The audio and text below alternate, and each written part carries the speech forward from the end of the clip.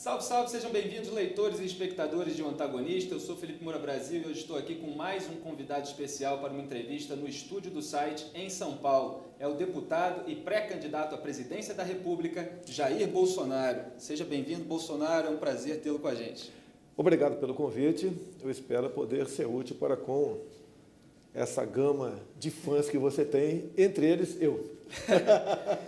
Bolsonaro, o senhor tem 7 mandatos como deputado federal, cerca de 27 anos na Câmara dos Deputados. Qual é o conjunto de fatores que fez o senhor agora e não antes embarcar nessa empreitada da candidatura ao Planalto?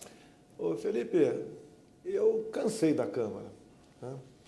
E no meu entender, com 62 anos, com 60 na época, né, eu achei que eu poderia ser uma opção para o Brasil no futuro, sabendo da minha estatura, sabendo dos problemas que eu teria, e enfrentar um sistema poderosíssimo, como eu estou sentindo agora essa carga toda contra mim. E na nossa bandeira, valores nunca defendidos, não só pelos que estão no poder ainda, bem como naqueles que pleiteiam o poder. Então, acho que nesse conjunto de ideias, eu resolvi me apresentar como uma opção por ocasião das eleições desse ano. E até o momento, estou sendo bem sucedido. Sei que a cruz é pesada demais, mas ele não nos dá um peso que você não possa suportar. E a que se deve esse cansaço da Câmara? É o cansaço da rotina de trabalho mesmo ou é o cansaço de não conseguir levar adiante certos projetos que o senhor gostaria de levar? Você, além de não conseguir levar adiante, você vê que você está andando para trás. Uma bandeira forte minha, que não é de agora, sempre foi, a questão dos valores familiares, né? Pintou agora a questão da ideologia de gênero, criancinhas sendo ensinada a fazer aquilo que, no meu entender, nenhum pai quer em sala de aula.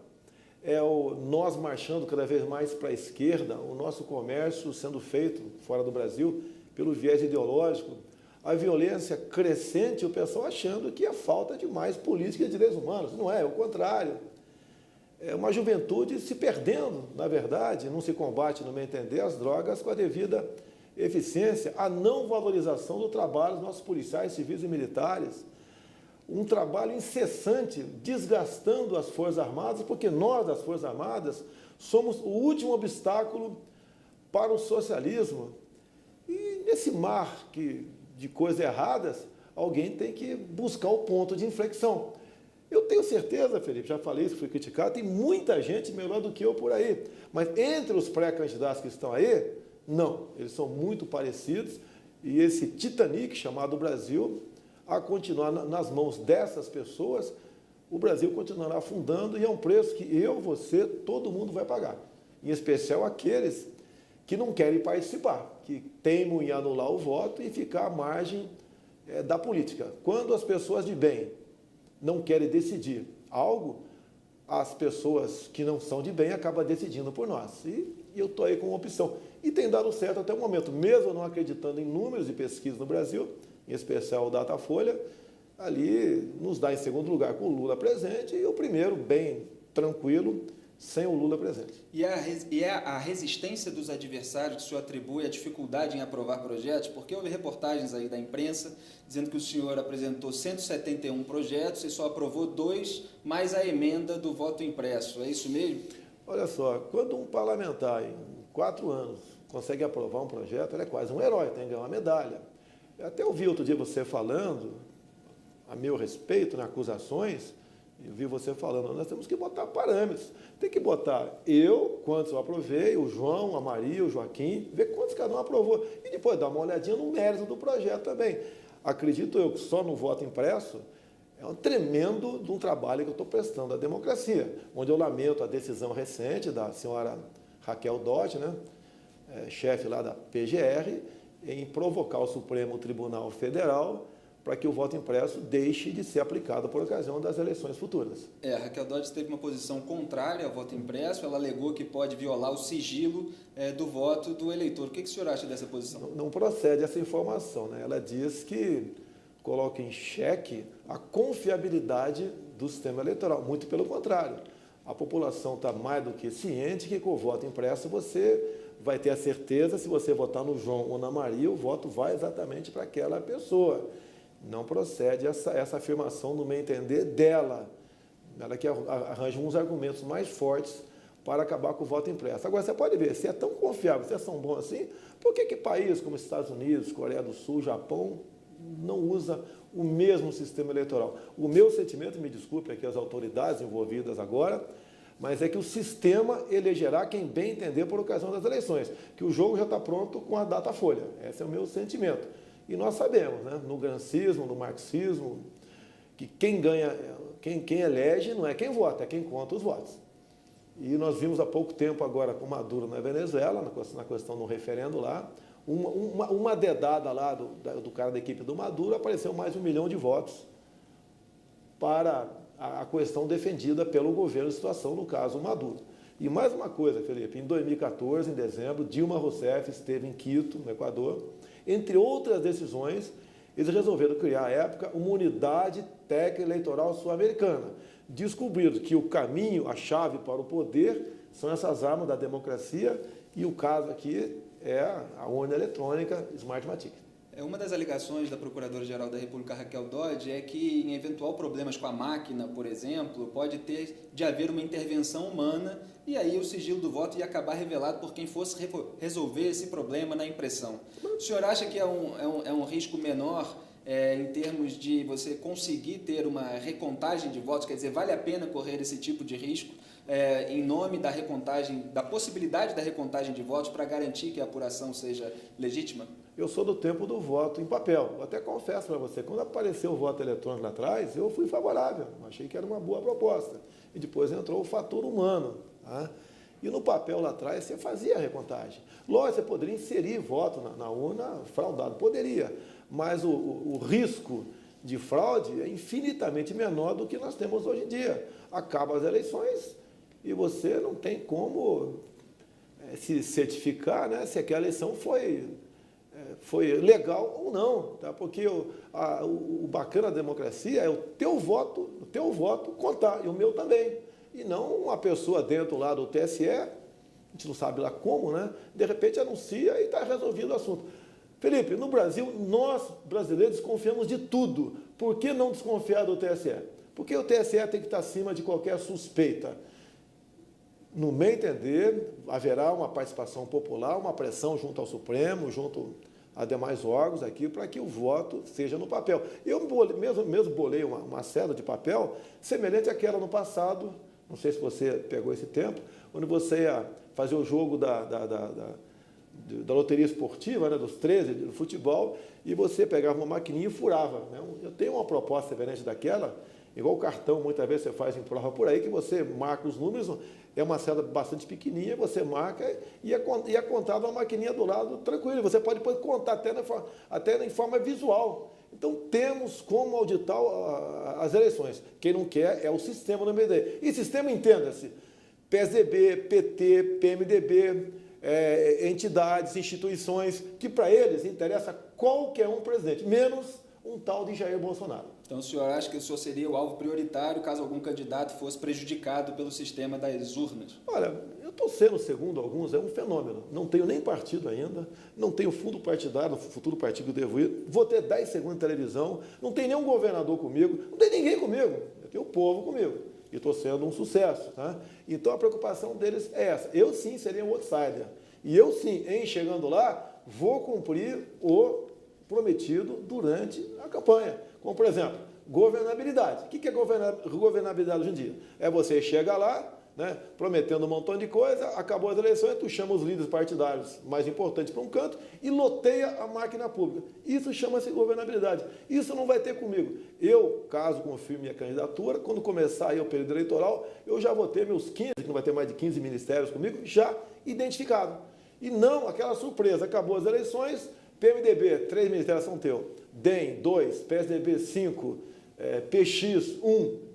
E o presidente, ele não manda em nada. Imagine você ir para a guerra, você coronel, por exemplo, Felipe, ir para a guerra, e os capitães estão ao teu lado, você não confia nem sabe quem são eles, não vai dar certo, vai perder a guerra. Hoje em dia, o Temer liga para o ministro X, ministro, eu pretendo fazer isso, assim, assim, assim, assado. O ministro tem toda a liberdade de falar, ô Temer, fica na tua, tá ok? Você vai perder 20 votos para a reforma da Previdência. esse ministério não é teu, é do meu partido, fica quieto. É isso que acontece.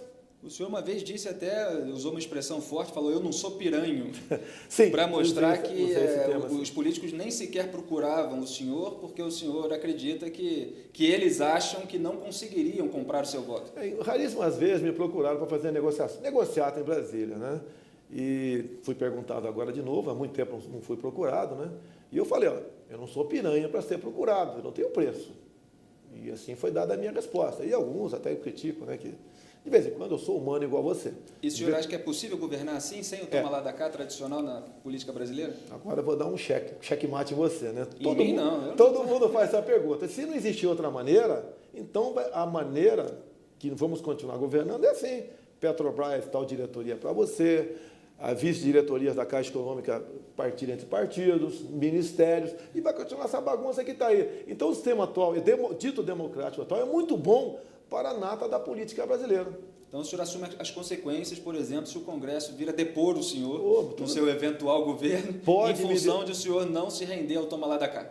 Poderiam até depor, né, mas não seria por omissão nem por corrupção. E tenho certeza, se um dia eu conversar com o Moro, vai ser uma conversa amigável, e não ele fazendo perguntas para mim. Agora, o senhor diz que o povo está com o senhor, ao mesmo tempo o senhor desconfia muito das pesquisas. Então, qual é a base? São as viagens pelo Brasil, é o carinho nas ruas?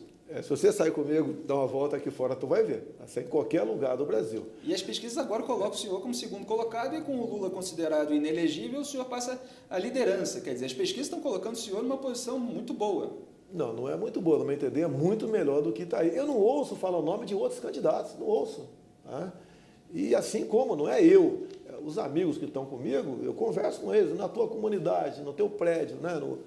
no bar lá da esquina, vai comer um churrasquinho de gato, e a conversa é exatamente que não aponto outros candidatos. Inclusive, eu estou bem no Nordeste, Paraíba, Rio Grande do Norte, Pernambuco, Ceará. Até nesses locais eu tenho um sentimento que estou bem. Vou posar brevemente agora em Dourados, Mato Grosso do Sul. A recepção vai ser excepcional, no meu entender. Imagine se um outro pré-candidato qualquer pousasse em aeroporto com essa popularidade que eu tenho. O que os jornais não estariam falando?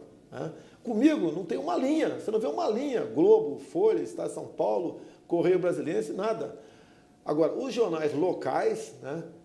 Como tive a crítica agora, a última viagem minha foi a crítica lá em Manaus. O jornal crítico falou, tinha por volta de 4.000 pessoas recepcionando. Agora, nessas recepções nos aeroportos, tem militância também? Nenhuma, zero.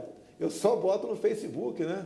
E no WhatsApp que estarei em tal local, participando de tais eventos, como, por exemplo, agora, eu vou tratar do assunto do agronegócio em Dourados. E vem gente da região toda. Problemas deles, entre outros, né? Indigenista. O índio é nosso irmão. E está sendo usado o índio para invadir terras, MST. Né?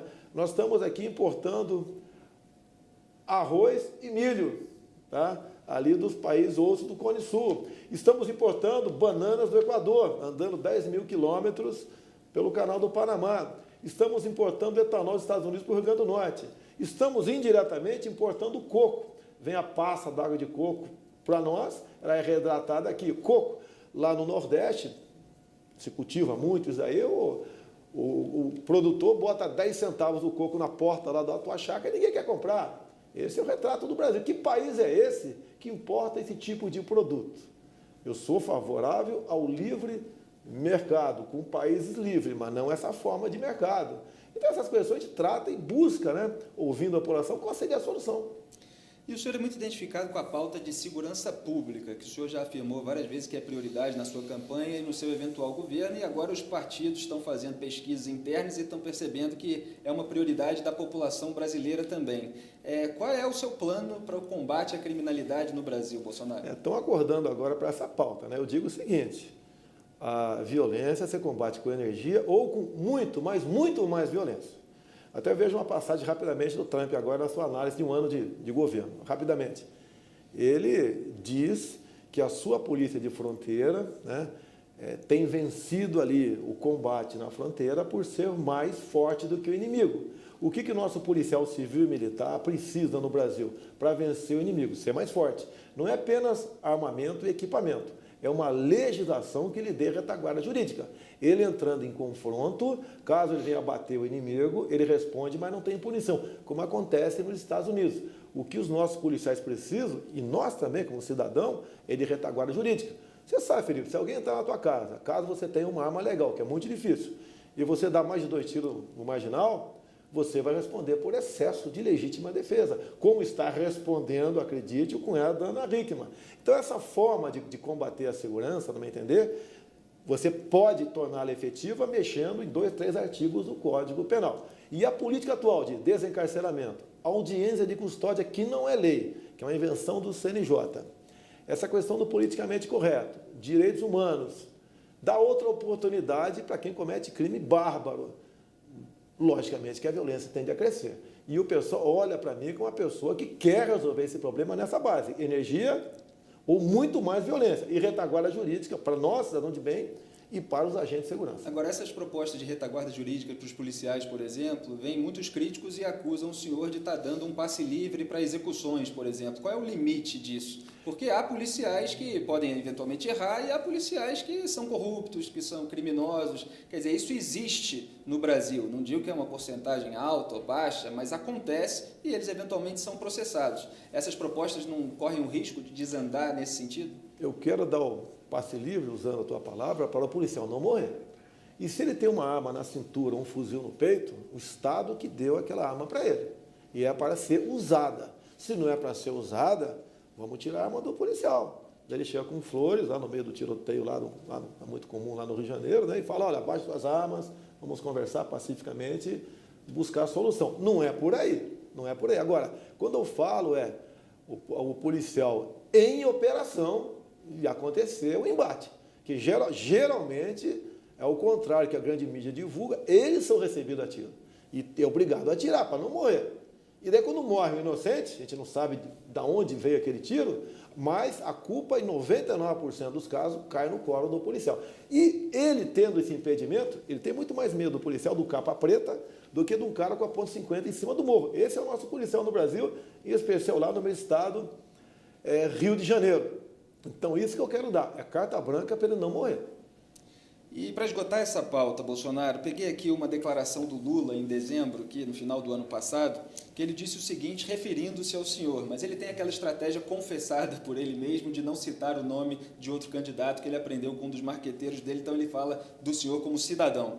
Ele diz assim, aspas, quanto mais pobreza e desemprego houver, mais vai aumentar a violência. Se você der condições para as pessoas trabalharem, elas não vão assaltar. Tem um cidadão que acha que vai acabar com a violência dando arma. Eu quero dar emprego. Fecho aspas aí para o Lula. O senhor acredita que dar arma acaba com a violência? Primeiro que em 13 anos... dar emprego, perdão. Em 13 anos, o desemprego só aumentou. E o desemprego é mentiroso quando se fala aqui que temos 13 milhões de desempregados.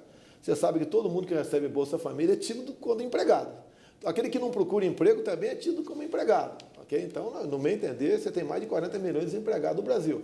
E do resto, grande parte está na informalidade.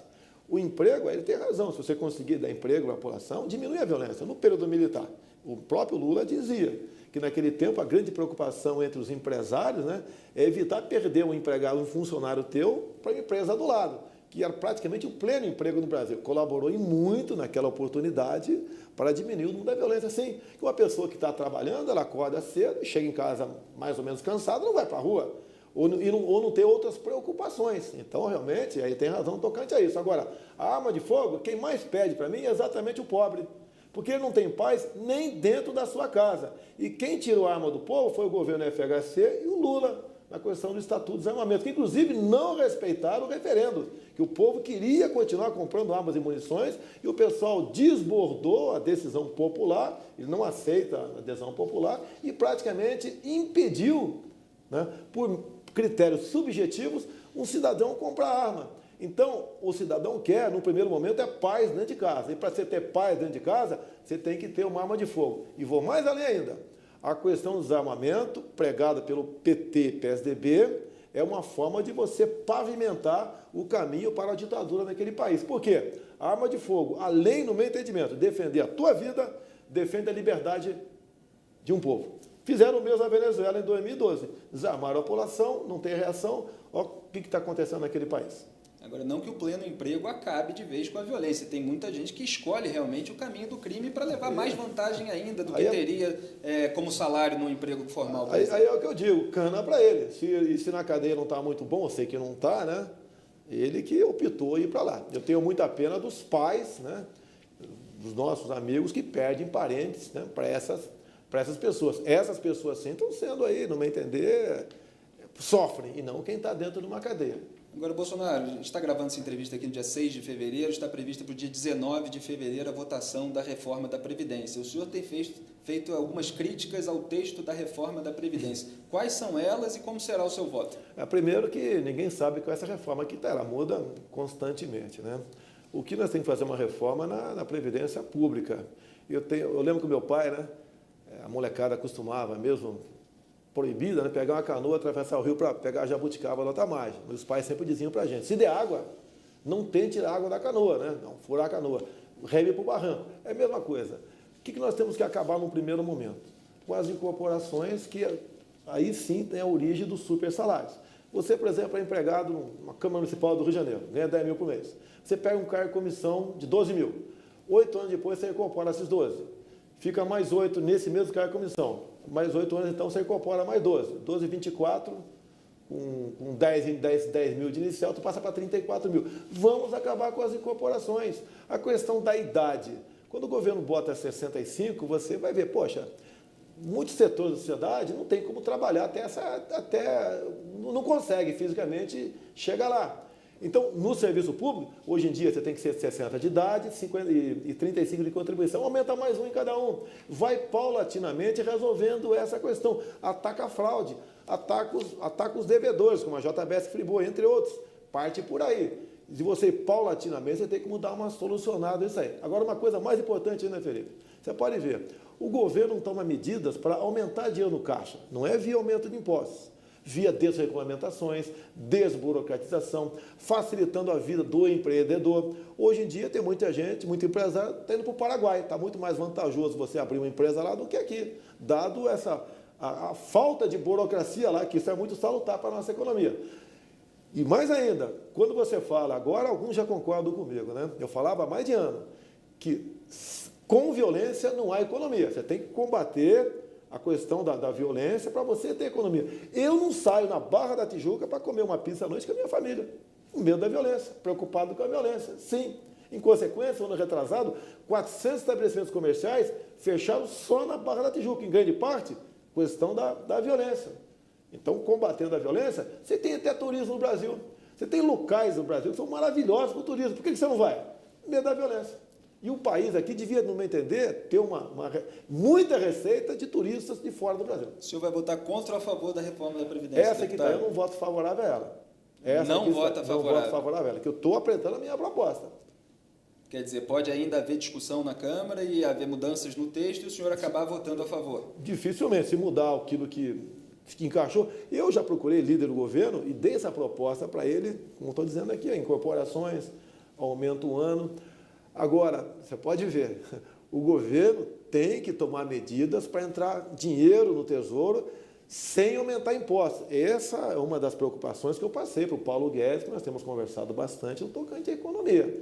Tanto é que qualquer decisão minha, eu não tomo mais no tocante à economia, até porque eu confesso publicamente que não é que é um fraco meu, é um fraco de todos os brasileiros, basicamente. Quem é que entende economia com profundidade? Isso não é. Isso, no meu entender, é uma maneira que eu estou confessando, não é uma deficiência, é uma coisa que eu não aprendi. É a mesma coisa você chegar para o economista e falar o que ele entende de Forças Armadas. Não entende nada também. Então não está habilitado a ser presidente da República, que nós temos que ter humildade para escolher as pessoas certas para debater, conversar, tomar decisões nessas diversas áreas. Quer dizer, o senhor é muito criticado por não entender de economia, embora esteja reconhecendo que não entende muito, e é muito criticado também pela mentalidade de militar nacionalista estatizante, essa mentalidade, como dizem os seus críticos e como uma parte do seu histórico de proposições na Câmara também mostra, num certo sentido, pelo menos de acordo com essas alegações. Então, a escolha, a sinalização de que o Paulo Guedes, um economista liberal, será o seu eventual ministro da Fazenda, foi uma maneira de matar dois coelhos com uma cajadada só? Não, da Fazenda barra planejamento. Já fundi isso daí. Eu vejo em Brasília um partido indica o ministro da Fazenda, outro do planejamento. Daí tem uma briga. Tá? Comigo não vai ter essa briga. É um ministério só e ele vai tomar as decisões naquela área, logicamente, que a gente vai dar um palpite, uma sugestão, vai conversar, não é ele que vai ser o dono todo poderoso lá, nem eu por lá de cá, caso seja presidente. É uma conversa entre todos ali.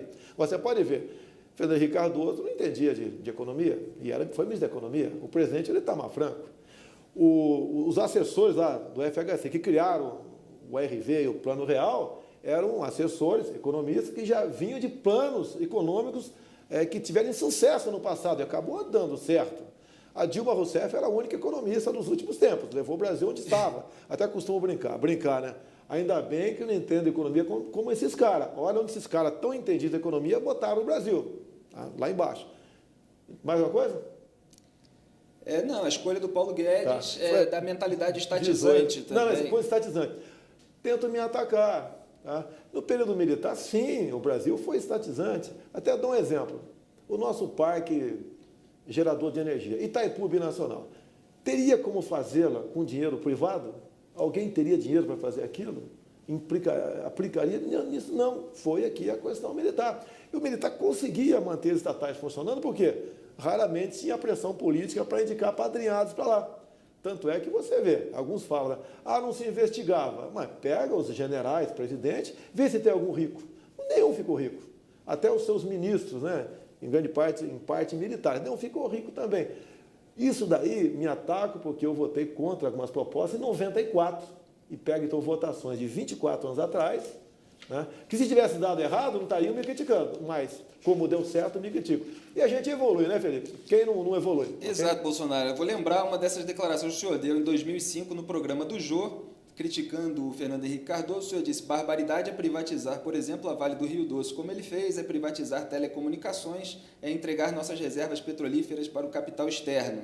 E a hora que você conseguir a autossuficiência do petróleo aqui, essas empresas de fora vão continuar tirando petróleo a $7 e vendendo a 60. O lucro é deles. Quer dizer, o senhor fez uma crítica aí às privatizações do governo FHC. A das telecomunicações, o senhor não se arrepende, não acha que deu certo e que os pobres agora, por exemplo, têm acesso mais prático ao celular? É uma questão de momento, Felipe. Você não tem muita votação minha que deu certo, o pessoal não critica. A questão da Vale do Rio Doce, se não me engano, foi 4 bilhões de reais. O nosso subsolo está na mão de outros e você arrecada em torno de 4% do preço daquele minério de acordo com o valor da bolsa lá fora. É muito pouco. É muito pouco. Entregaram todo o nosso subsolo, é muito pouco. Você pode ver, recente decisão agora. A China está tirando o nióbio de Catalão, Goiás. Eu te pergunto, o nióbio praticamente não é só nós que temos? Tá? Podia ser uma empresa, não precisa ser estatal, não, pode ser uma privada nossa. E que você agregue valor nisso, no esporte, isso in natura. Eu fui, inclusive, em Araxá, que também lá tira nióbio, né? A CBMM. E você vê umas 60 bandeiras na entrada da empresa. Que bandeiras são essas? De que país? Países que importam o nióbio nosso. Tem país que não tem o que fazer com o nióbio, mas estão fazendo reservas estratégicas. Agora, a utilidade do nióbio, inclusive o Japão faz até bijuteria, né? A liga ferro-nióbio de nióbio ajuda, inclusive, na estrutura de prédios. É muito mais seguro no tocante a abalos sísmicos. A China fez um gasoduto lá de 9.000 quilômetros dessa liga, porque não tem rachadura, você consegue dar vazão dobro de gás na mesma bitola. Tá? A Alemanha usa em chassi de automóveis, tem até chip inteligente que controla a entrada de ar e calor em prédio, aplicando em vidros feito com nióbio. Essas aplicações todas, tá? Uma coisa que só nós temos que botar o preço nisso e não entregar para quê? Apenas 4% do valor disso do mercado lá fora chegue para nós aqui. É entregar o nosso patrimônio aí. Agora, em relação às privatizações, o senhor faz uma série de ressalvas quanto à privatização de estatais, de setores estratégicos, da Petrobras, por exemplo. Quando é que começou o senhor a caminhar para essa bandeira mais liberal, que agora o senhor vende como a sua bandeira como candidato, e até onde vai esse liberalismo econômico? Bem, eu aprendi com a privatização da Embraer, no Golden Share. Eu aprendi lá que existe uma maneira de você não privatizar, vamos dizer, para o capital outro qualquer, e de repente essa empresa passar na mão de países outros que não aceitam o liberalismo. Até o Trump falou há pouco tempo, o livre comércio nós admitimos com países que admitam fazer o mesmo em seu solo. O recado foi para a China, basicamente. Eu costumo dizer, a China não está comprando no Brasil, a China está comprando o Brasil. É uma preocupação minha no tocante a isso daí. Você pode ver, vão começar, já está bastante avançado o estudo, a vender terras agricultáveis para o capital externo. O grande comprador vai ser a China. Todos os países do mundo buscam a sua segurança alimentar. Nós estamos entregando essas áreas férteis para outros capitais, por coincidência, a China aqui, poderia ser um outro país qualquer, e nós perderemos a nossa segurança alimentar. Eu te pergunto, Felipe, se na tua casa eu fosse o dono da despensa, o que você almoçaria amanhã? Não é o que você pretende, é o que eu quero. Então, isso é uma questão estratégica. A questão da nossa energia aqui no Brasil é estratégica.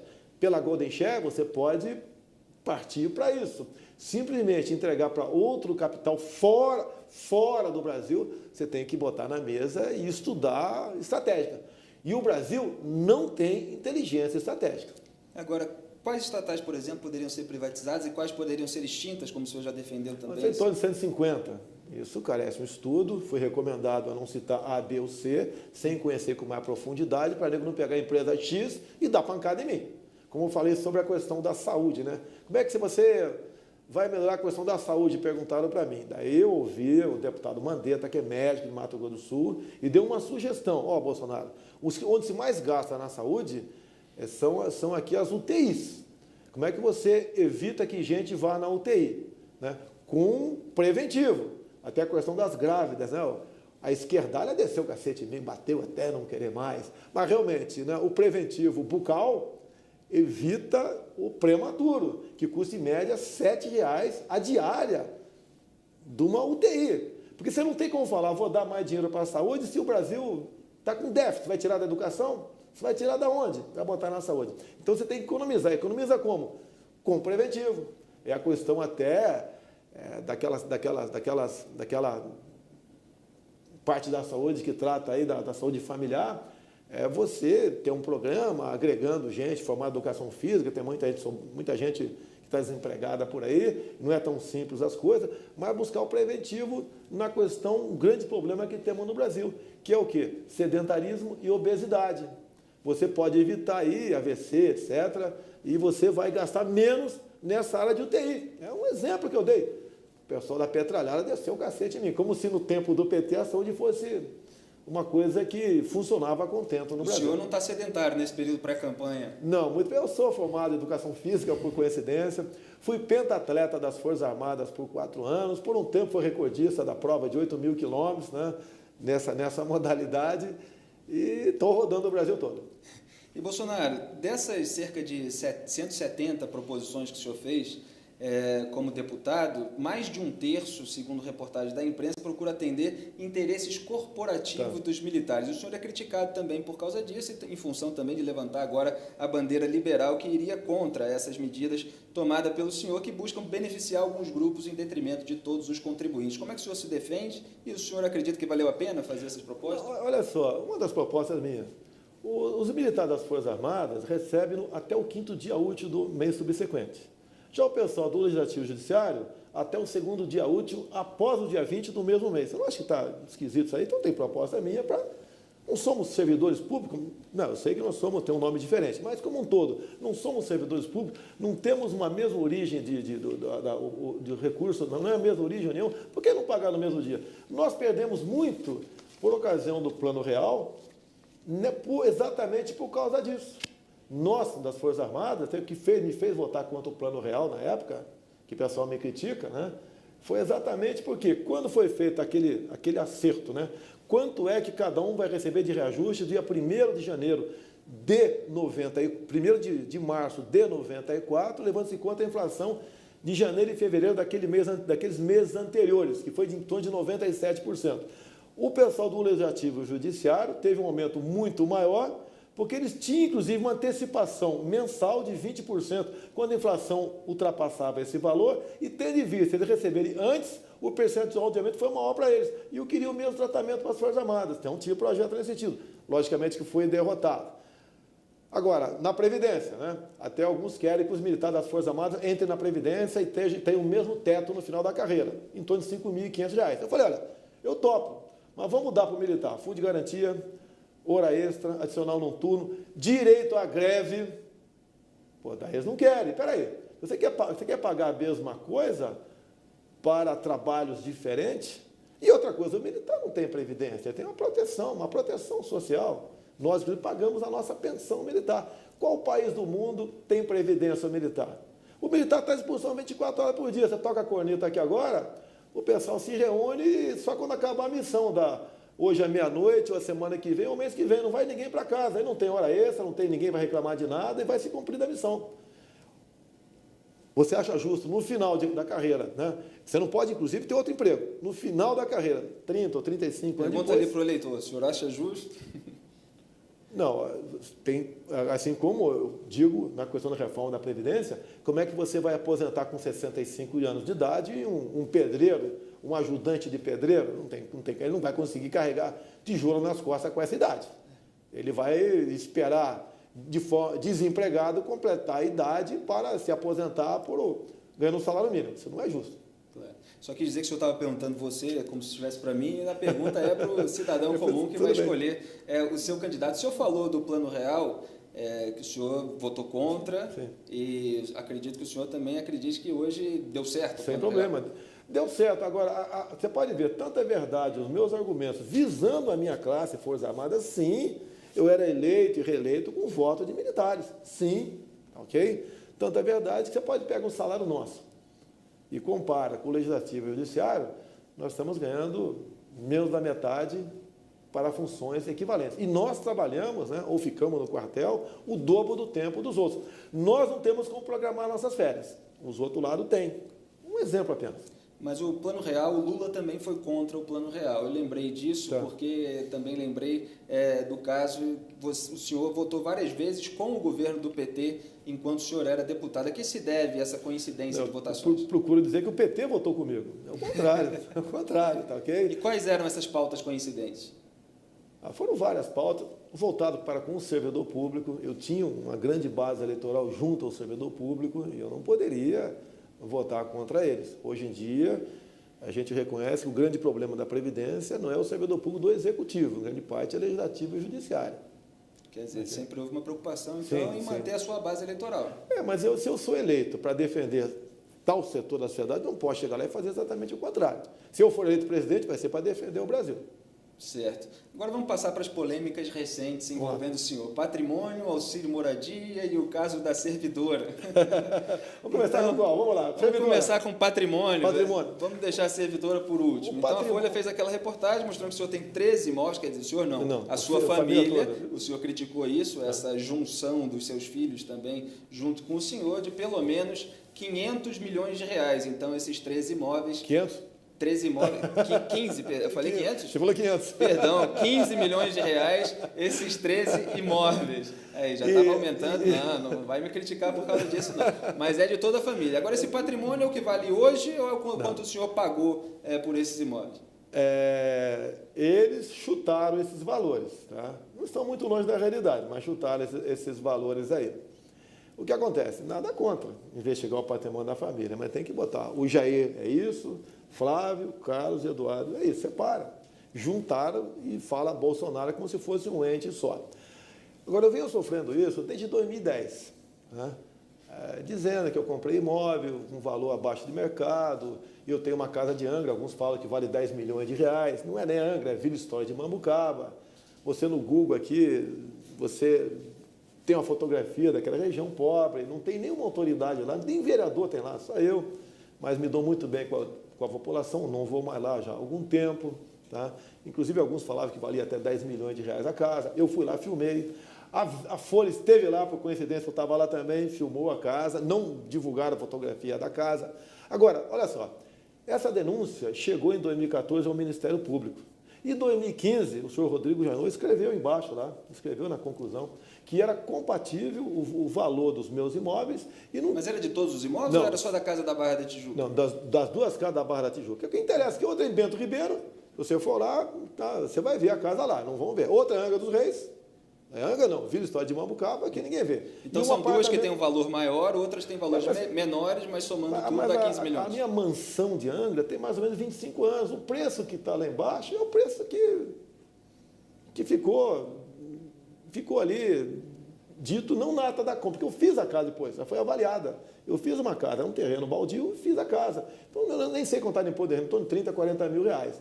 E a Folha diz que vale muito mais, em consequência, vai para o enriquecimento ilícito. Mas as duas casas que interessam, que é na Barra da Tijuca, que interessa é a Barra da Tijuca, dizendo que foi comprado o preço abaixo de mercado, o Ministério Público, o senhor Rodrigo Janot assinou embaixo, dizendo que não existia qualquer indício de enriquecimento ilícito e era compatível o preço do imóvel com o local. É a mesma coisa que eu costumo dizer. Você quer comprar um apartamento meu em Então o senhor alega que o salário do deputado dá para pagar aquilo que o senhor comprou? O que eu paguei, sim. Tanto é que ninguém descobriu o imóvel meu, está no imposto de renda, está na minha declaração de bens junto ao TRE, não tem escondido, ninguém achou nada. Até eu costumo dizer, estou vendendo um apartamento em Copacabana agora por 50 mil reais. Quem quer comprar? Quer comprar? Não, eu não estou interessado. Lá na ladeira dos Tabajaras, para boca de fumo. Quer comprar? Você não compra nem por 10 mil. Os meus 2 imóveis, né, eram 250 metros, um terreno total, 250 metros, cada um deles, devassado pelo Hotel Sheraton, ali do lado, tem uma visão lá. Tinha problema seríssimo, talvez você lembre, de 2 geradores, tamanho de um container, um barulho infernal, que eu consegui tirar na base de meter bomba para cima do hotel. Eu não durmo à noite e não dormo durante o dia. Então, eu consegui, de 4 meses de luta, tirar os 2 geradores de lá. E mais, não tem habites naquele local lá.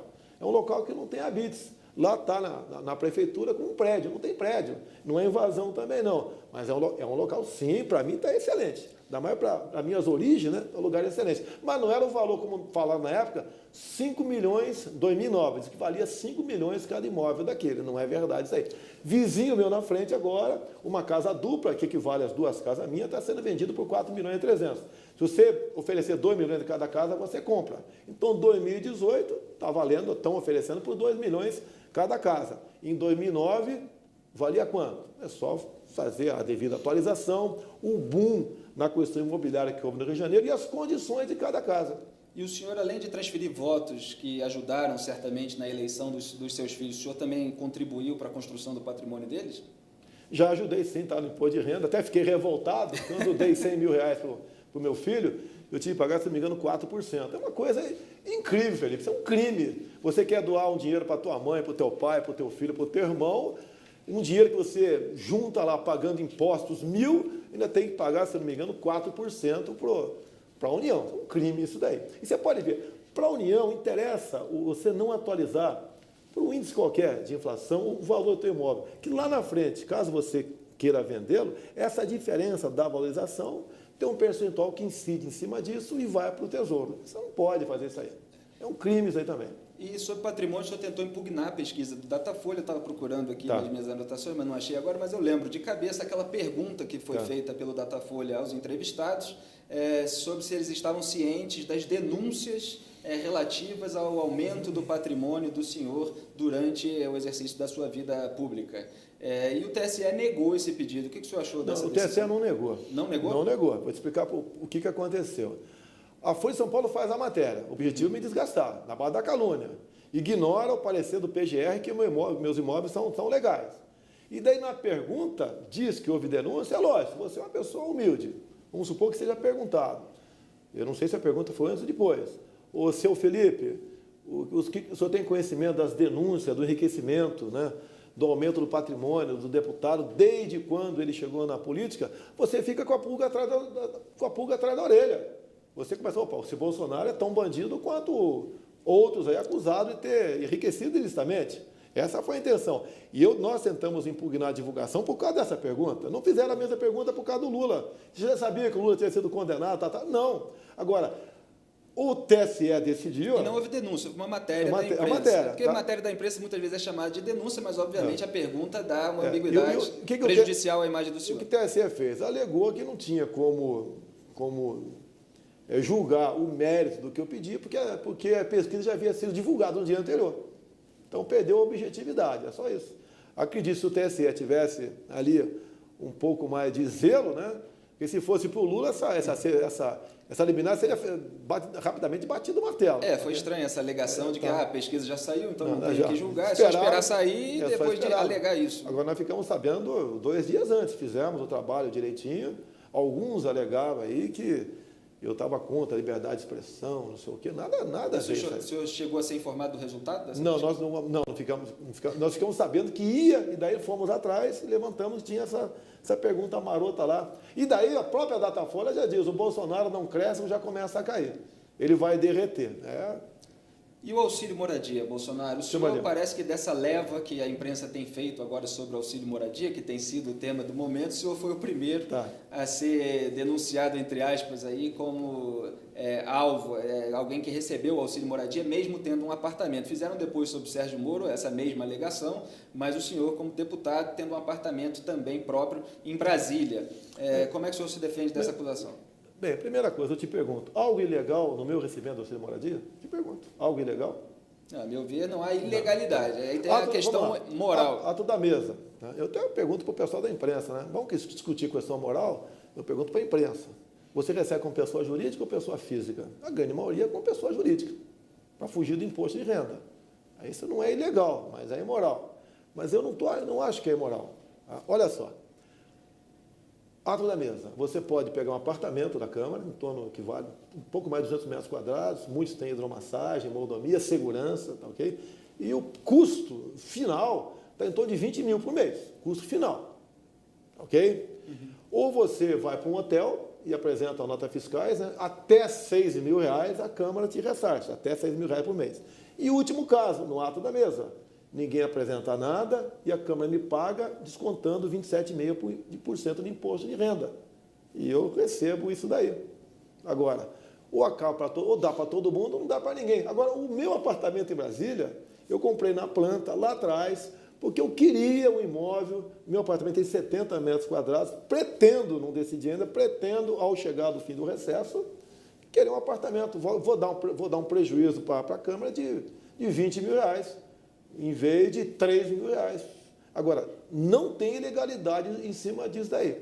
Agora, o auxílio moradia é para moradia. O senhor usa esse dinheiro para integrar o seu salário e gasta em outras coisas? Eu gasto para pagar, por exemplo, lá o condomínio, pagar IPTU. Agora, quem mora em Brasília, não é que... Eu tenho duas residências. Quem é de Brasília tem uma só.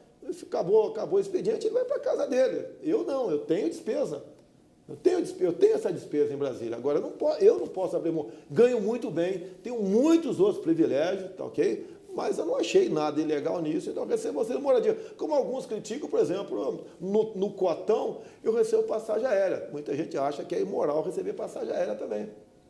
Agora, quando saiu essa matéria da Folha de São Paulo sobre auxílio moradia, o senhor tem dito que não fala com a Folha de São Paulo, então não tinha nenhuma alegação do senhor, e eu busquei entrar em contato com o senhor, no dia o senhor não podia atender, quem me atendeu foi o Gustavo Bebiano, seu advogado e assessor, e ele me explicou isso que o senhor está dizendo agora.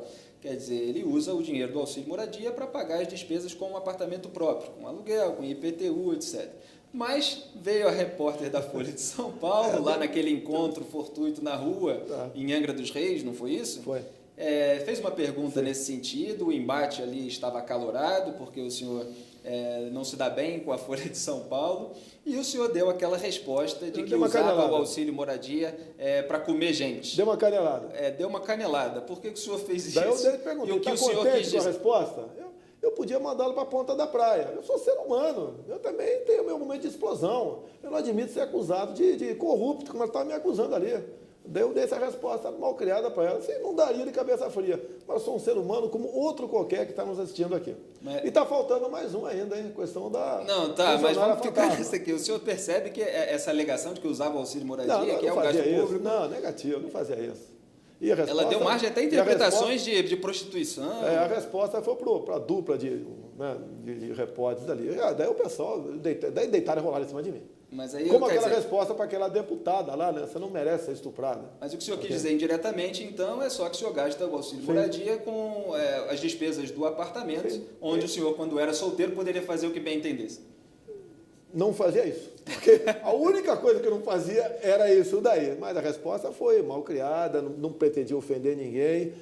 Mas, no meu entender, estava à altura da acusação que ela fazia no tocante à minha pessoa. Até porque, você pode ver, o momento ali, ela foi para a Vila Histórica de Mambucaba para ver a minha mansão de 10 milhões, tá certo? Que eu estou vendendo por 1 milhão, se alguém quiser. Ninguém vai pagar 1 milhão, porque, no meu entender, não vale isso, tá ok? Apesar o local ser bom, mas é um local pobre e muita gente não quer, às vezes, estar em contato com essas pessoas humildes, que para mim é exatamente o contrário. Tá? E ela foi atrás da funcionária, de nome Valderice. Daí viu lá uma casinha de açaí, escrito Açaí da Val. A casa de açaí, você vê nos documentos da prefeitura, é da irmã dela. Val, porque a Val é uma pessoa conhecida, tem 50 e poucos anos de idade, jogava futebol lá, ok? É casada, ok? E tentaram levar para o lado que ela seria minha caseira. Eu tenho há 3 anos que eu não vou na Vila História de Mambucaba, ok? Era minha caseira. Lá tem dois cães lá que todo dia vai uma pessoa, apenas troca água e dá ração para o cachorro, nada mais além disso. Daí a Folha falou que era funcionária fantasma. A Folha esteve lá no dia 10 de janeiro. Não achou a funcionária fantasma. Essa espalhou pelo Brasil todo. Ela ganha R$ 1.300 de piso por mês. Daí você vai no aditamento. Ou seja, uma funcionária da Câmara paga com dinheiro público. Sim, positivo. Né? Tá lá. Daí, dia 10 de janeiro. Daí você vai no aditamento da Câmara, okay? E vê lá que no dia 23 de dezembro, a senhora Val, junto com um montão de outros funcionários da Câmara, entraram de férias. Então, ela, de acordo com o documento oficial da Câmara dos Deputados, a Val ficou de férias de 23 de dezembro a 22 de janeiro. Nesse intervalo, ela não tem obrigação de estar na região, trabalhando, onde quer que seja. Ela vai para a praia, vai para onde ela bem entender. Agora, como a Folha não a encontrou lá, diz que é fantasma. Tá, isso é um ponto, ela não estar lá no período de férias dela. Sim. Outro ponto é o senhor ter uma assessora em Angra dos Reis, o senhor como parlamentar, um deputado federal, que recebe um salário de R$ 1.300 por mês. O senhor alegou que ela está lá para reportar eventuais acontecimentos na região que possam resultar numa eventual emenda parlamentar feita pelo senhor lá na Câmara dos Deputados. Aí veio a imprensa e mostrou que o senhor não faz uma emenda lá para aquela região há 10 anos. Não tem 10 anos. E não é, o trabalho parlamentar não é apenas emenda. O Colégio Naval de Angra dos Reis tem emenda para lá. Eu já apresentei emendas lá, quando o Jordão era prefeito, voltou a ser agora também. O trabalho não é apenas esse. Agora, o grande problema que eu tinha lá, por ter aquela casinha ali, passou a ser um local que o pessoal me procurava para problemas. Eu contratei ela compilava os problemas e levava para mim. O que é possível a gente atender no macro, atendia. Essa foi a intenção. E não é porque tem 3 anos que eu não frequento lá, eu teria que mandar ela embora. Porque tem 3 anos que eu não frequento. Que também fui acusado, faltou a Folha explorar, de crime ambiental. Tá ok? E você, quando vê aqui, Felipe, com todo respeito a você, crime ambiental, o que vem na tua cabeça é que eu estaria destruindo lá o meio ambiente, pescando com bomba, que de vez em quando acontece, arrastando rede para, na época da desova, pegar robalo na boca do rio, porque o robalo se reproduz em água doce. Não, eles inventaram, né, e me denunciaram por estar pescando com varinha em área de proteção ambiental. Só que você vai no auto de infração, ela é do início de março de 2000, é numa terça-feira de março de 2012. Nessa terça-feira de março de 2012, de acordo com aquele horário, quase no mesmo horário, você vê uma presença minha no painel de votação da Câmara. Ou seja, eu não estava lá. Documentalmente comprovado. Mas os caras denunciam, o cara que me denunciou, que é um funcionário do IBAMA, filiado ao PT, depois foi ser secretário do meio ambiente do PT de Angra, da então prefeita Maria Raba, do PT, eu fiquei 3 anos sangrando como criminoso ambiental, achando que eu tinha uma ilha lá, como, sem entrar em detalhe, né? O outro pré-presidencial eu tinha, naquela região lá, não tem nada a ver. E o processo foi arquivado. O outro pré-presidencial? Não fala nome não, tá? Luciano Huck? Tá? O meu foi arquivado, tá ok? E a acusação, e é uma coisa que centenas e centenas de pessoas pescam de varinha na região toda. Inclusive, olha só, a Estação Ecológica de Tamoios, que pega 29 acidentes geográficos, no raio de 1 quilômetro desse acidente geográfico, ilha, parcel, porque não pode qualquer atividade humana. E assim sendo, como temos uma ilha na frente, lá de onde eu tenho uma casa, né? A população lá da Vila História de Mambucaba deve ser um pouco mais de 1.000 pessoas.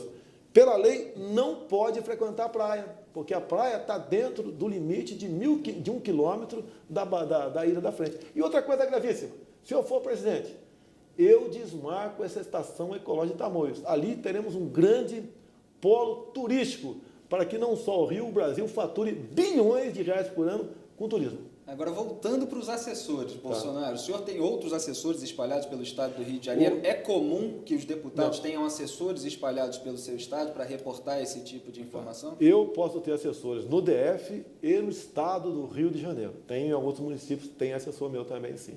Nós temos um limite de 25 assessores no máximo, o salário total, R$90 mil. Temos isso, sim. E, se eu não me engano, eu tenho 15 assessores. Uso completamente a verba de gabinete para contratar pessoas, sim. E o senhor acha certo isso? É o que nós temos lá, eu vou usar. Se eu não usar, eu não tenho como atender a demanda. E essas pessoas fazem um trabalho exatamente de matar no peito o primeiro choque do eleitor quando te procura com algum problema. Você imagina se eu fosse atender todo mundo, até não teria como atender. Esse é o nosso trabalho. Porque as críticas, pode ter gente que tem a impressão de que é um cabide de emprego para sustentar assessores, pessoas queridas suas que recebem lá um salário de R$ 1.300 e não fazem tanto trabalho assim. Muitas vezes acontece isso, sim. Eu não tenho ascensão sobre os funcionários que estão no Estado. Ele está em confiança lá. Se ele faz algo de errado, eu não tenho. Agora, quando eu preciso dele e dou uma determinação, ele cumpre esse trabalho. Agora, Bolsonaro, o senhor também se apresenta como um conservador em matéria dos costumes. E a imprensa, escarafunchando o seu passado, descobriu uma declaração do senhor sobre o aborto, que a decisão cabia ao casal. Isso aconteceu de fato? Quando foi que o senhor mudou de opinião? Não. Olha só. A decisão sobre o casal, o que eu falei foi o seguinte. Naquele tempo não tinha, por exemplo, o aborto no caso da anencefalia. Tinha a questão de risco de morte para a mãe, e em especial aquela questão do estupro. E daí foi perguntado na questão do estupro para mim, o casal ali, a mulher foi estuprada e engravidou. A mulher pode, o aborto é legalizado. Não entra no mérito, filho, mas é legal. E nessa situação, o casal que decide se vai querer gerar o filho daquela pessoa que ocasionou aquele crime de estupro. Foi isso. Eu nunca fui favorável ao aborto. O pessoal pega metade de uma declaração minha e joga como se fosse eu tivesse favorável ao aborto naquele momento. E agora, tem uma citação, não uma só. Se eu fosse favorável ao aborto, teria dezenas de citações. O pessoal muitas vezes vai para um jornal qualquer, sem qualquer qualificação, o pessoal até me entrevista, bota enviesado alguma coisa, daí os outros jornais divulgam aquilo como se fosse uma bomba, algo bombástico, para me atingir. Nunca fui favorável ao aborto. E ponto final. Se um dia eu for presidente, a Câmara vem aprovar, ampliar a questão do aborto, simplesmente é o veto. E a Câmara depois mantém ou derruba o veto. E em relação a essas respostas intempestivas do senhor, a gente citou aqui o caso do auxílio moradia, teve aquela resposta também para Maria do Rosário. O senhor aqui, no caso do auxílio moradia, da resposta para a Folha, disse que teve um momento de explosão. Só que o senhor não acha que esses momentos de explosão são frequentes na sua carreira e isso pode afastar uma parte do eleitorado, ao mesmo tempo que conquista outra, pela sinceridade, pela autenticidade, pela fibra que muitos eleitores vislumbram no senhor. Mas o senhor não acha que para uma eleição majoritária o senhor precisa conquistar uma outra parcela do eleitorado? Olha, vamos por parte. Caso Maria do Rosário. Eu fui convidado para um debate para eu falar sobre a redução da maioridade penal, porque tinha uma PEC nesse sentido. E a outra deputada, porque ela é contrária. Sim. Tá? E ela estava defendendo que pessoas como o Champinha deviam ser punidas à luz do ECA. Ele sabe que não pune ninguém. Em média, um crime hediondo, você fica 8 meses numa casa de detenção. E ela perdeu a estribeira do debate, dado meus argumentos, e me chama de estuprador. Daí foi uma resposta intempestiva, tudo bem, isso aí os juristas falam que é um ato reflexo, ok? E aconteceu. Agora, eu estava defendendo as mulheres de marginais estupradores, e ela estava dizendo que essa molecada de 16, 17 anos pode estuprar e matar, que não tem problema nenhum. Quem é que defende a mulher? Eu ou ela? E logo depois, nós votamos uma PEC para reduzir a maioridade penal. Ela foi desfigurada dizendo o seguinte: vale a redução da maioridade penal para determinado tipo de crimes, entre eles o estupro. Como a deputada Maria do Rosário votou contra essa PEC. Nós aprovamos na Câmara e está parado no Senado. Ou seja, ela continua defendendo que o menor de 16, 17 anos, caso estupre alguém, seja punido à luz do ECA, e não como adulto. Te pergunto novamente, quem é que está defendendo a integridade das mulheres? Eu ou ela? Isso estoura no meu colo. Agora, não daria uma resposta de cabeça fria. Não daria. Aqui não se fala em legitimar a posição da Maria do Rosário, eu sei que ela chamou o senhor de estuprador, mas não há maneiras mais inteligentes de reagir a isso, porque dá margem a críticas, até a sua inteligência emocional. Posso fazer a brincadeira aqui? Pode. Qual a tua reação? Minha reação é rir, porque eu sei que a gente está dentro do controle, que o senhor não vai passar disso. Se fosse um porradão, mas Bolsonaro dá uma canelada em Felipe Moura Brasil, manchete. Então, a minha indignação de uma mulher defender o menor, que com mais 4 marginais estupra por 5 dias uma menina de 16 anos, e no último dia ele dá facada na cabeça dela e degola a menina, esse cara não sabia o que estava fazendo? Esse marginal que fez essa barbaridade, segundo essa deputada Maria do Rosário, tem que ser punido à luz do ECA. Ficar aí alguns meses ali numa casa de detenção, ali uma colônia de férias, e depois voltar ao convívio da sociedade com a ficha limpa. O que essa mulher tem na cabeça? E as mulheres que acreditam nela? E eu acabei de dar um exemplo para você. A PEC da redução da moralidade penal para estuprador, ela foi contra. Ela e quase toda a bancada feminina da Câmara. Eu estava provocando o senhor para arrancar do senhor esse tipo de declaração. Não provocou, aconteceu ali.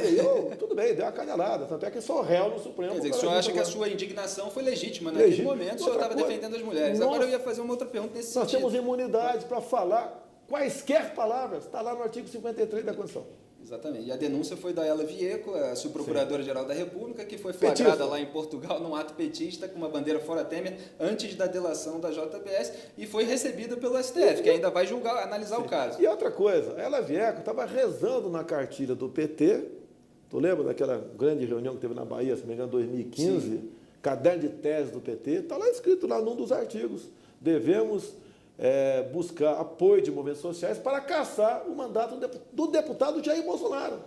Ou seja, eu sou um paralelepípedo no sapato do PT dentro da Câmara. Agora, o senhor também faz muitas piadas, acabou de fazer aqui, me deu uma canelada, e muitas vezes elas podem ser mal interpretadas. Sim. E agora a pesquisa Datafolha, embora o senhor tenha várias críticas a ela, está mostrando que o senhor emperrou com as mulheres em 10% e com os homens chega a 22%. Também houve declarações suas, eventualmente cômicas ou eventualmente truncadas, que podem ter dado margem a algum mal-entendido, ou que o senhor tenha realmente querido dizer aquilo que o senhor disse, como mulheres grávidas. Explico. Então, estou dando toda a oportunidade para o senhor esclarecer ao público de um antagonista. Eu só estou falando que esse tipo de declaração pode formar um caldo que faça com que o senhor não tenha votos entre esse público. Não, olha só. Uma entrevista para o Jornal Zero Hora. Eu sabia qual era a pauta. Por que mulher ganha menos do que homem? E eu falei o porquê segundo pesquisas, segundo os empregadores, tendo em vista aos direitos trabalhistas, entre eles a questão da gravidez, há uma tendência em você não empregar a mulher, segundo pesquisa, não segundo Jair Bolsonaro, ou pagá-las menos, desbotar na minha conta. Como se eu estivesse defendendo que mulher ganhasse menos. Eu te pergunto, tem como na lei você fazer mulher ganhar menos do que homem? Não tem. Quem faz um salário? Por exemplo, concurso público. Um homem ou mulher prestou concurso para ser sargento do Exército. O salário é o mesmo. Exatamente o mesmo. Se ela for paraquedista, inclusive, daí ela vai ganhar mais que um homem que não é paraquedista. Não tem problema nisso. Iniciativa privada, quem faz é o patrão. Agora, botaram na minha conta como se estivesse defendendo mulher ganhando menos do que homem. É um trabalho sujo por parte da imprensa. E nós, naquela época, não sei como é que está hoje em dia, o Zero Hora é muito ligado ao PT, lá no Rio Grande do Sul, tendo em vista o governo ser do PT. Bolsonaro, já caminhando aqui para o final, qual é a sua avaliação hoje dos médicos cubanos que vieram para o Brasil do governo do PT? O que o senhor faria em relação a isso no seu eventual governo? Olha, o objetivo do programa Mais Médicos é mandar, hoje em dia, 1 bilhão e 300 milhões de reais por ano para a ditadura cubana. Esse pessoal chega aqui. Se ele fosse bons, estariam atendendo lá o governo dentro do Palácio do Planalto. Né? No caso lá, começou com a Dilma. Isso daí, eles nunca aceitaram que fosse atender lá. Teve o próprio Chaves. Foi atendido. Eles são atendidos no Sírio-Libanês. O Chaves não veio para cá porque ele queria trazer uma centena de seguranças. E, basicamente, a segurança do Chaves são 1.500 cubanos. Venezuela tem em torno de 80 mil cubanos lá dentro da Venezuela. É um caso, não é apenas o Maduro, não, o Chávez no passado, é outra história. Agora, você não pode trazer esse pessoal para cá. Inclusive foi pego um capitão do exército cubano aqui em São Paulo, uma daquelas levas que vieram. A conversa demoraria um pouquinho, mas te explicaria. Você não tem qualquer comprovação que o cara entende um mínimo de medicina. Você vai, conversa com médicos nossos, brasileiros, que estão ao lado desses cubanos, eles estão preocupadíssimos. Tem cada receita ali que você cai para trás. Se for a tomar, aplicar aquela receita, o cara pode morrer. Não se faz o revalida. E mais ainda, o PT fala tanto em direitos humanos, né? Você pega mulheres aqui cubanas e pergunta, tem filho? Tenho 3, então estou em Cuba. Não pode vir para cá. Ela fica longe do filho. Cadê o marido? Está lá. E o contrário também. O marido está aqui, a mulher está lá. Tá? Então, o objetivo é esse. E eu tenho uma grande preocupação também. É a infiltração, esse pessoal, em parte, servir para simplesmente formar militantes para foco de guerrilha no Brasil. Tenho essa preocupação também. No que depender de mim, não vou mandar ninguém embora, não. Aplico revalida, salário integral, porque 75% do salário vai lá para a ilha, o resto fica com eles aqui, e poder trazer a família. Não vai ficar nenhum aqui. Bolsonaro, para a gente encerrar, o senhor estava no PSC, teve uma treta lá dentro, o senhor passou para o PEN, que seria o Patriota, e agora foi para o PSL. E o senhor pretende, ao que tudo indica, ser candidato à presidência da República pelo PSL. O senhor não vai dispor de muito tempo de televisão. O senhor estava dizendo ontem que seriam 10 segundos, o senhor estava até brincando de que é muito tempo. Qual é a estratégia para vencer o eventual candidato apoiado pelo governo, do PMDB, por exemplo, que tem muito tempo de TV, fundo eleitoral, fundo partidário, maior que o senhor? Como é que o senhor vai fazer? É rede social, mas aproveitar bem esse pouco tempo que tem, viajar pelo Brasil? Os outros vão ter muita maquiagem. Eu jogo que o pessoal não vai acreditar mais em maquiagem. Né? Outra coisa, eu sou o único candidato do Brasil de verdade. Eu digo que sou pré-candidato. Os outros estão esperando o cenário, as composições partidárias para se anunciar. Eles estão pensando neles. E eu estou pensando no Brasil. Há 3 anos rodo o Brasil. Você deve ter visto a recepção que o pessoal faz em aeroportos comigo por aí. E outra, o padrão dos meus debates. Eu cito muito Roraima. É um estado que não tem densidade eleitoral. E eu disse lá, se eu fosse rei de Roraima, em 20 anos teríamos uma economia próxima do Japão, dado as suas potencialidades, né? Biodiversidade, topografia que te permite você construir hidrelétricas, é o subsolo riquíssimo. Agora, problemas eles têm, ambiental e indigenista. Temos como resolver essa questão. Então, essas andanças pelo Brasil estão me dando crédito. O pessoal acredita no que eu falo, questão da segurança. Fazendeiro tem que ter um fuzil. Você permite alguém invadir o teu apartamento? Não, né? Você vai reagir. Com pau, com pedra, se estiver lá, com faca, com bazuca, seja o que for. Por que nós temos que ser complacentes com invasão de propriedades rurais? E mais ainda, a propriedade privada foi relativizada pela emenda constitucional 81. Hoje até falo para vocês da cidade e homem do campo. Esse prédio é de você, essa fazenda é tua, leia a emenda constitucional 81. Você vai ver que não é tão sua assim não. Então, pela lei, a esquerda foi evoluindo para dar um golpe na propriedade privada. Qual ditadura no mundo existe propriedade privada? Nenhuma. A primeira vítima é a propriedade privada. São as religiões. Então, isso a gente leva e mostra que o Brasil tem tudo para ser uma grande nação.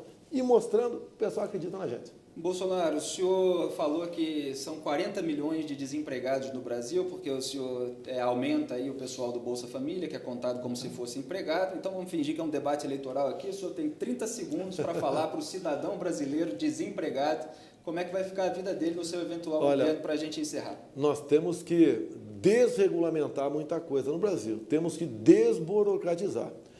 Quem emprega tem dito o seguinte para mim: o trabalhador vai ter que decidir um dia.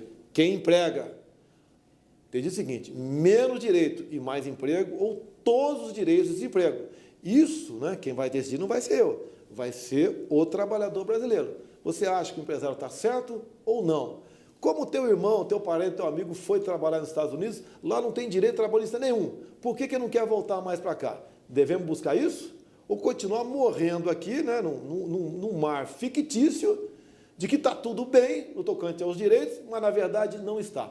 A decisão cabe a vocês. Se votarem em mim, se eu for presidente, eu não vou decidir da minha cabeça. Você será consultado, você será ouvido, para que viemos tomar decisões então. Bolsonaro, muito obrigado pela entrevista, foi um prazer enorme. Eu sou Felipe Moura Brasil, entrevistei aqui o deputado e pré-candidato à presidência da República, Jair Bolsonaro. Acompanhe diariamente www.oantagonista.com. Um grande abraço e até a próxima.